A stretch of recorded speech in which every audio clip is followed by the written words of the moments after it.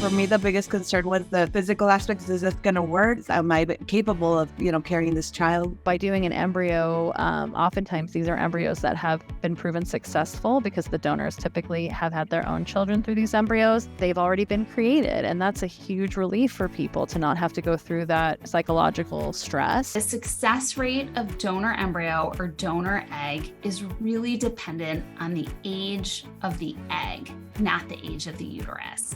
So a 46-year-old woman who uses an embryo that was created from a 30-year-old egg has the same likelihood of achieving a pregnancy as a 30-year-old patient. Definitely a little bit of fear in there. Am I going to connect as well with my child in the sense that, we wouldn't have that genetic link? Would that connection still be there? Would I see pieces in her where I'm like, oh, that's me? I wasn't completely sure I could connect with a child that wasn't my own flesh and blood. I can't overstate how much none of that mattered the first time we saw a heartbeat on the ultrasound. And since that day, and I haven't thought about it at all. And the other part was, of course, how do you handle that relationship? Another thing that comes up is how involved will the donors want to be in my parenting? We have vetted them to make sure that that's not their intention, that they're really looking at this as a gift. And our donors are, even the word amazing, I think it falls short when I talk about, how they deal with this whole thing. So it was wonderful for us. We were willing to be as open as they wanted.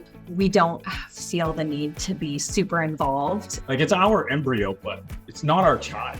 It's just our DNA. That's it. Right. We really wanted them to understand there are no strings attached.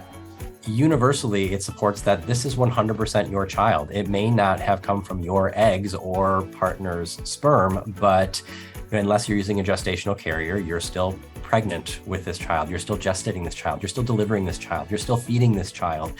This child is still 100% yours. I think what was so important to us from the beginning, what we wanted to make so clear was this is your baby. We understand that. We respect that. We have no intention on this child feeling like ours at all. We don't have enforceable visitation or other forced interactions required by the legal agreement, but I have not seen a case where an embryo donor has tried to assert custody of a child born from an embryo donation. Yeah, I was glad that my opinions shifted over time. Yeah, it just, all that stuff I thought mattered just disappeared. As soon as he was born, we were just super emotional, of course, right? But just so grateful and didn't even understand until we were holding this little baby, what a gift they had given us. There's no words to describe the love that I felt for that baby. Once I was holding him, I just loved him so